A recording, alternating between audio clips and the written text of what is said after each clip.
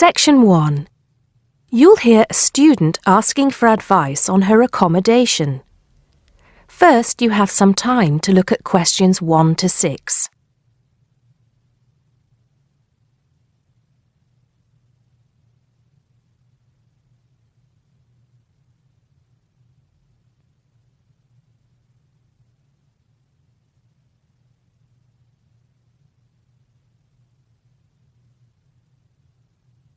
You'll see that there is an example which has been done for you. On this occasion only, the conversation relating to this will be played first. First, can you give me your name and address, please? Yes, I'm Maria Dominguez. Maria says her name, so Maria Dominguez has been written in the notes next to name. Now we shall begin. You should answer the questions as you listen, because you will not hear the recording a second time. Listen carefully and answer questions 1 to 6. Good morning. So, what can I do for you? Well, it's about the accommodation where I'm staying at the moment. First, can you give me your name and address, please? Yes, I'm Maria Dominguez, and the address is 12 Pine Tree Terrace. It's in Westcliff. I'm staying with 2 other students. There's actually 4 of us in the house, us 3 students and the lady who rents the house to us. So, is there a problem? Well, there are a few actually. You know, I'm a first-year student, and though I lived away from home for a while when I was studying over the summer in Mexico City, I've never lived abroad, and it's a big change for me. The course is tough, but that's not the main difficulty. I'm coping with that up till now anyway. The accommodation was arranged for you by our office, wasn't it? It's a nice place by the sea. Okay, but it's difficult. There are only a few buses, and it takes about 50 minutes. It's just so far away, and there's no way I can get back if I want to stay on after 7. And also the other thing is, there's nothing to do there. It's basically just a village. All my friends stay on campus. What about the girls you live with? Do you get on with them? Well, when I see them, but one of them is hardly ever there. Mostly she stays in a house with friends. They've got plenty of extra space, you see. The other girl is quiet as a mouse and hardly ever leaves her room. The landlady's friendly enough, though a bit forgetful, and she doesn't keep the place very clean. I don't have any real problem with her as a person, though. I understand it's rather far away, so I suppose you'd like us to find you a place in the halls of residence or closer by in the town. That would be good. You did say in your brochure that most first-year students are offered a place in halls. I think it actually said final-year students have priority there. They need the library facilities more for studying for their finals. Before you hear the rest of the conversation, you have some time to look at questions 7 to 10.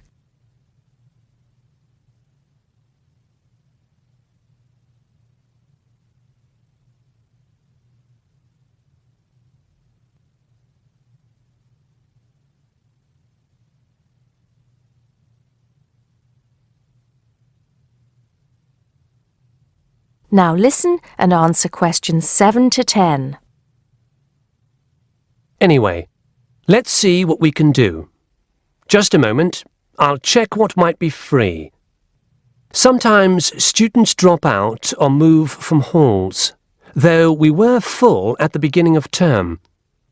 By the way, have you checked the student notice boards? You know there's one in each of the 4 colleges, don't you? There are often requests for people to share houses, and it can be quite cheap.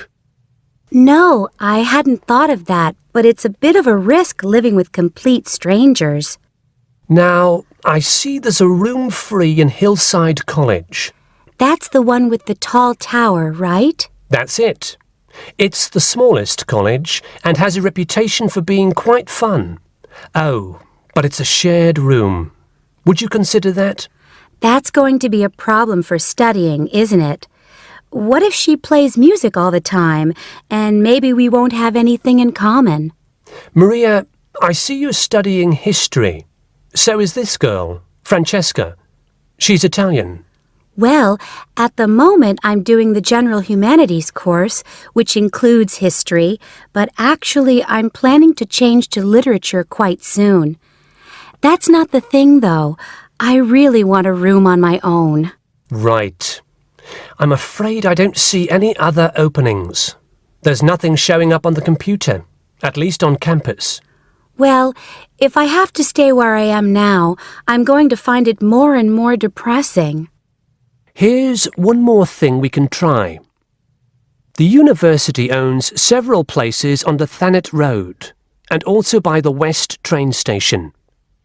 Both of these are about a 20-minute walk down the hill. They're not the newest of buildings, but I could check for you. Can you come back tomorrow? Oh, no, that's Saturday. What about Monday? Yes, sure. I'd really appreciate it if you could do something for me. Let's hope so. That is the end of section 1. You now have half a minute to check your answers.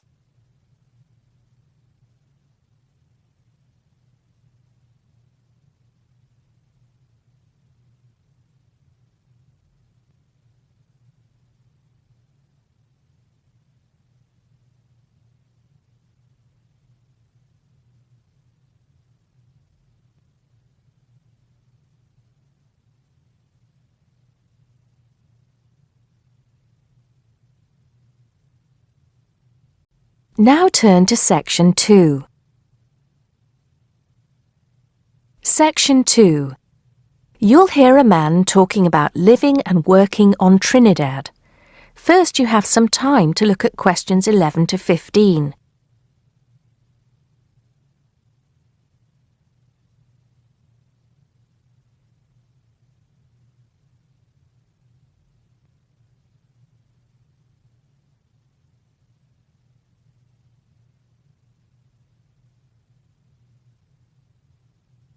Now listen carefully and answer questions 11 to 15.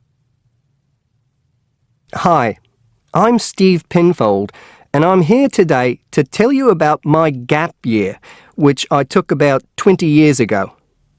Unlike many students these days who go travelling or get some work experience between school and university, I decided to do something completely different after finishing my degree. I applied to work for a charity organisation. What it does is it sends people with particular skills to countries where those skills are needed. Apart from having some experience teaching English to summer school students, I didn't have any particularly useful skills, I thought, but luckily I was still accepted. I had to find the money for the flight, but you get free accommodation. I stayed with a family of 5. And you do get paid, but not much. It's a bit like pocket money, enough to get by. I worked in an orphanage and taught English at a local school. Where was I? Well, originally I was going to be sent to a village in India, but at the last minute the organisation decided to send me to Trinidad. Now, this is a fascinating place. It's an island in the Caribbean. Well, in fact, the country is actually 2 islands. The smaller one is called Tobago, which is connected somehow to the word tobacco. Anyway, there I was, a young white guy living and working on an island which is mostly a mixture of descendants from Africa and India. The Africans were originally brought over as slaves, and the Indians came later as indentured workers. That means they agreed to come for a specific time, but many of them stayed. There are also some Trinidadians of Chinese and British origin, though the native inhabitants were basically wiped out by colonialization. I myself felt completely accepted and had the time of my life. The language everyone speaks is English, so there was no problem for me there, but some concepts don't quite translate. They're pure Trinidadian. There's the term liming, for example, which means sitting around watching the world go by. Also, there's the famous carnival, when the whole island is taken up in playing mass. For a whole month, around February or March, it depends when Easter is, everyone's busy preparing costumes, practicing calypsos, soca and steel pan music, and most importantly, partying. Before you hear the rest of the talk, you have some time to look at questions 16 to 20.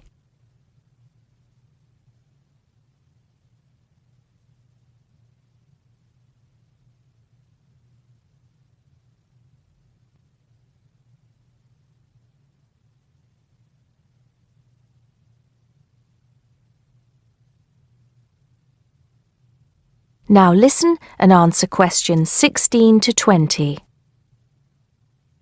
When the actual official carnival starts, it's days of 24-hour dancing in the streets. In Trinidad, it's called whining.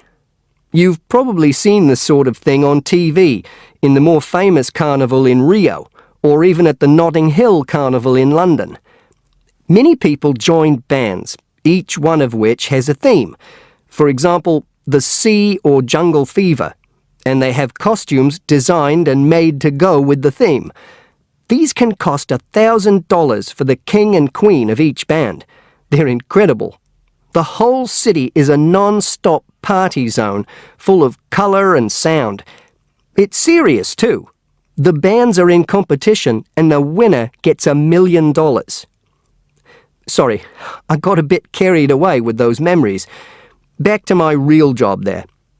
The orphanage was called St. Augustine's, and that's also the name of the place where it was, St. Augustine, a town just outside the capital city, Port of Spain.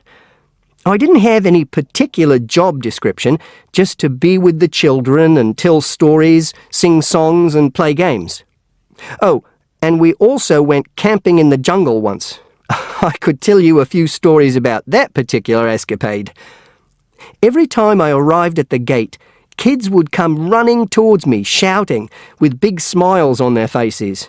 The younger children seemed fascinated by my blonde hair and loved to touch it as if it was something miraculous. The English teaching I did 2 days a week in a primary school for 6 to 11-year-olds. The kids may have been poor, but they all wore neat and clean uniforms and were so respectful and enthusiastic.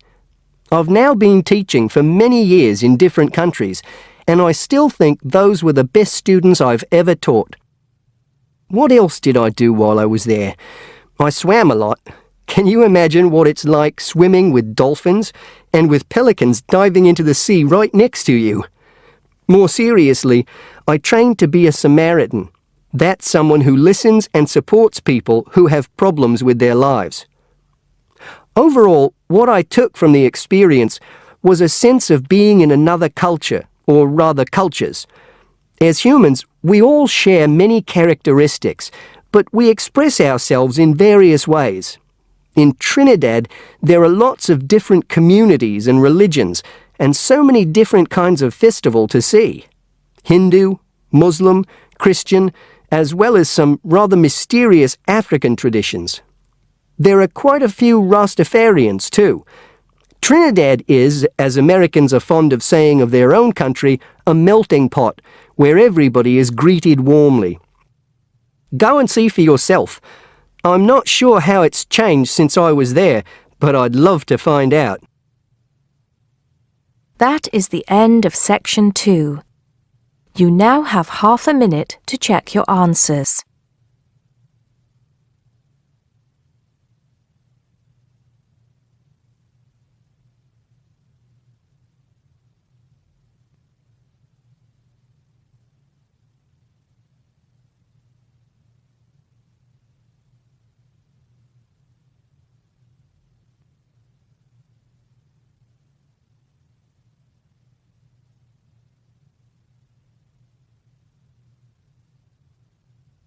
Now turn to section 3.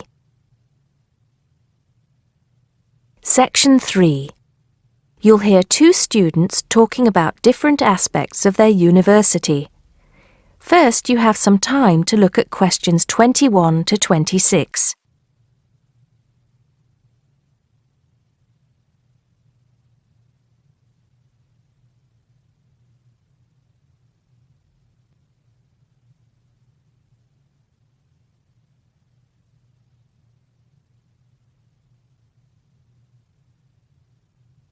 Now listen carefully and answer questions 21 to 26. Great party last night. You should have come. But anyway, so what have we got to do here? We're supposed to fill this form in by ourselves, but I'm sure it's okay if we chat about it first, don't you think? Yeah, sure. So, there are 10 questions and we've got to tick numbers 1 to 5 for each question. 5 means really good. 1 is bad. Question number 1. Was the course well organized? We'll give that a 5, agree? Yep. No question about that. What does question 2 mean, though? Was the teacher flexible? Is it good to be flexible? Well, that means, was the teacher very strict? Or maybe she gave you more time to complete your assignment. Things like that. So for that question, we should give her a 5. She always gave us an extra day, didn't she? And she wanted to know our opinions on things. We had great discussions. Fair enough. What about this one? Was the teacher friendly and encouraging? I'm not sure about that. She was friendly to some students, but I think she had a problem with Mike and Alex, who were usually late. She did get a bit irritated with them sometimes. Yeah, we weren't too happy about them either, though. I know it was a bit early, with classes starting at 8:30, but you choose if you want to sign up to them or not. So that's no excuse, really. Yeah, they could have taken the evening classes if they didn't want to wake up early in the morning. Now, what about these questions on the course books? Look, the business studies book was interesting, but I thought the human behavior one was boring. Really? That's the one I like the most, perhaps because I want to study psychology. You want to become master of the universe, managing a huge multinational company, don't you? There's nothing wrong with being ambitious, you know? The best laid plans of mice and men. What's that? Some sort of quote? Stop being so literary. Let's get on with question 5. Did you find the campus library a useful resource? Well, most of the books I wanted had already been taken out, but the internet access was definitely useful. Let's give that a 4. Okay, and the staff there were always friendly and helpful. Before you hear the rest of the conversation, you have some time to look at questions 27 to 30.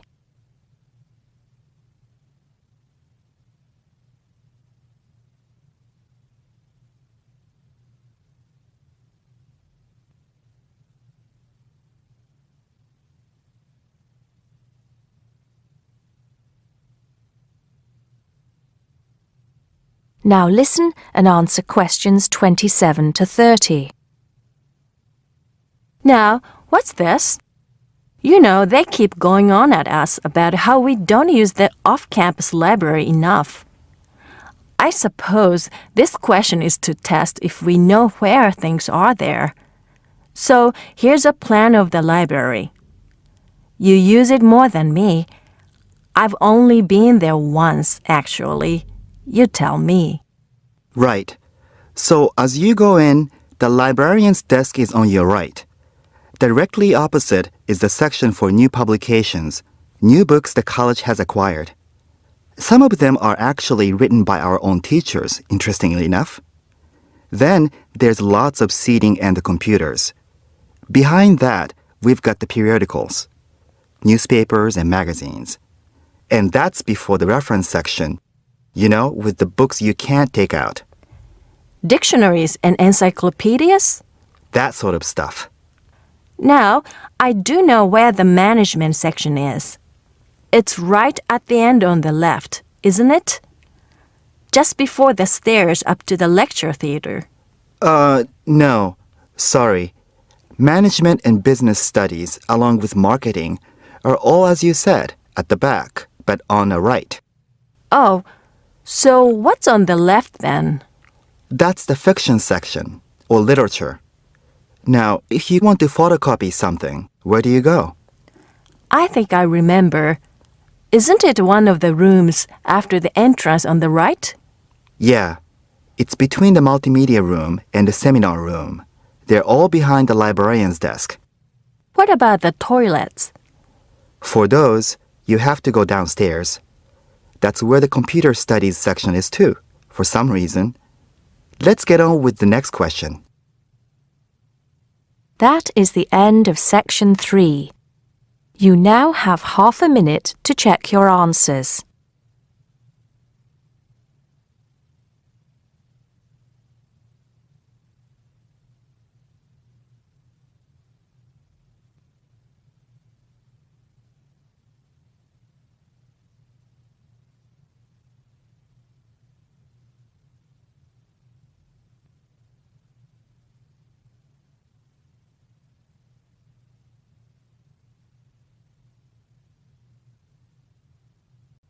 Now turn to section 4. Section 4. You'll hear a lecturer talking to students about sport in Ireland.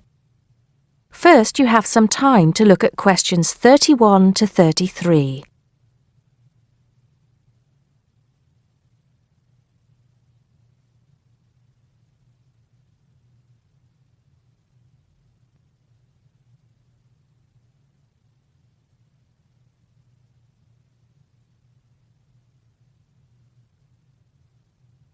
Now listen carefully and answer questions 31 to 33. Now, today we're going to be finding out about the most popular sports in the Emerald Isle. That's Ireland, of course. Can you guess what they are? Well, there are these two lesser-played games, a form of rounders and Gaelic handball. But we'll start with one which is perhaps over 3,000 years old, arriving in Ireland with the Celts, some claim. That may be a slight exaggeration, but I consider it to be the fastest field game in the world, and it goes by the name of hurling. Well, that's what it's known as in the English-speaking world anyway. So, what do you have to do? You've got 15 players on a team, one of them the goalkeeper. Each one has a stick called a hurley. Here you are. I've brought mine along. Had it since I was at school. This is what it looks like, and basically you have to get this ball, called a sliotar, that's S-L-I-O-T-A-R, so it's not spelt the way it's pronounced. You hit it into the net for 3 points, or you can hit it over the net for 1 point. The goal looks like the letter H, with the net under the crossbar. The goalie has a bigger stick than the others to help keep the ball out. You can also catch the sliotar and run with it for 4 steps maximum, or bounce it on your stick. Is that clear to you all? I'll be showing you a video a bit later, so you can see what a game actually looks like. You might like to think of it as a mixture of lacrosse, hockey, and baseball. Oh, and it's played by women too, but it goes by the name of camogie in that case. Before you hear the rest of the talk, you have some time to look at questions 34 to 40.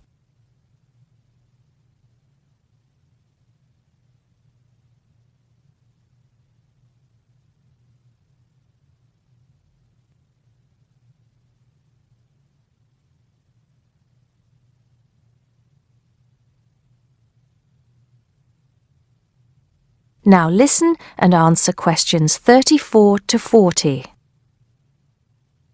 I'll give you a bit of the history, shall I now? Generally, the golden age of the game is considered to be the 18th century. But systematic rules were first agreed and drawn up at that great shrine of learning, Trinity College Dublin, in 1879, founding the Irish Hurling Union, closely followed just a few years later by the formation of the Gaelic Athletics Association.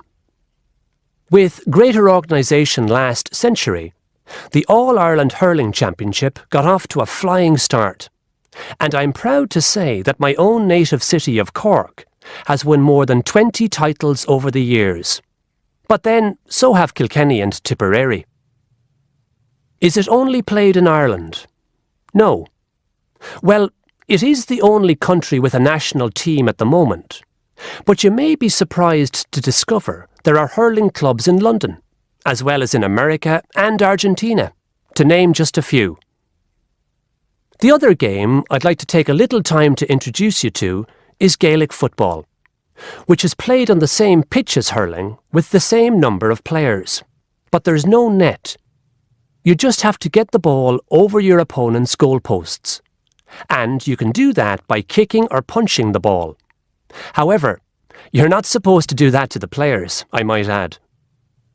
Imagine it as a combination of soccer and basketball. But in my opinion, it's a more exciting spectacle than either of those. Excuse my bias, if you will. It's also very popular with women. In fact, there are more women's teams than for any other sport. Whether despite or because of the physical contact involved, I wouldn't like to say. They do play a shorter game, 60 minutes, rather than the men's 70. So, let's have a look. If we can have the lights down, I'll see if I can get this technology to work. That is the end of section 4. You now have half a minute to check your answers.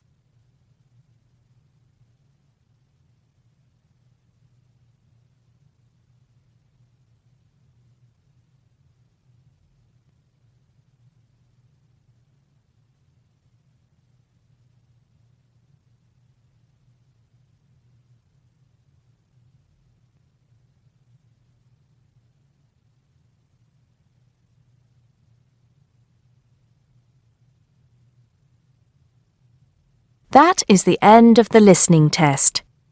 You now have 10 minutes to transfer your answers to the listening answer sheet.